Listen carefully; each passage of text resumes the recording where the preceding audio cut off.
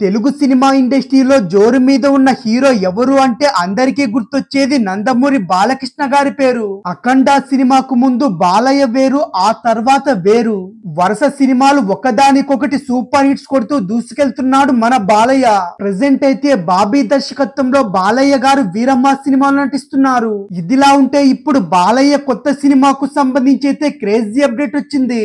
అది కూడా ఇప్పుడు ఈ న్యూస్ అయితే టాలీవుడ్ మొత్తం అయితే గట్టిగానే వినిపిస్తుంది. అయితే అందుతున్న సమాచారం ప్రకారం అయితే బాలకృష్ణ గారు హీరోగా ఓ సినిమా రీమేక్ చేయబోతున్నారనే న్యూస్ అయితే వైరల్ అవుతుంది.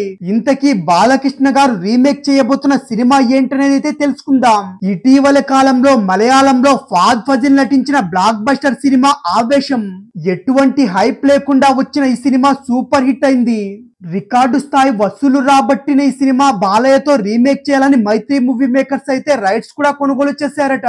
అయితే ఇప్పుడు ఈ రీమేక్ బాధ్యతలు కూడా హరీష్ శంకర్ తీసుకోబోతున్నట్టు క్లారిటీ వచ్చింది. ఇటీవల కాలంలో బాలకృష్ణ గారు అయితే రీమేక్ల జోలికైతే వెళ్ళలేదు.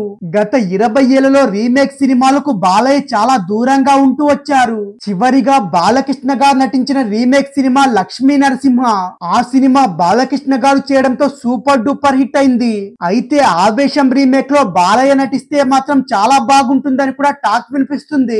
కానీ బాలకృష్ణ గారు ఇప్పటి వరకు ఆవేశం సినిమాని చూడలేదని కూడా తెలుస్తుంది. కాకపోతే ఆ సినిమా చూసాకే బాలయ్య అయితే ఈ సినిమాకు గ్రీన్ సిగ్నల్ ఇవ్వాలని కూడా అనుకుంటున్నారట. ఒకవేళ ఆవేశం సినిమా కనుక బాలకృష్ణ గారు రీమేక్ చేస్తే మాత్రం టాలీవుడ్ లో మోస్ట్ క్రేజియస్ట్ ప్రాజెక్ట్ అవుతుంది.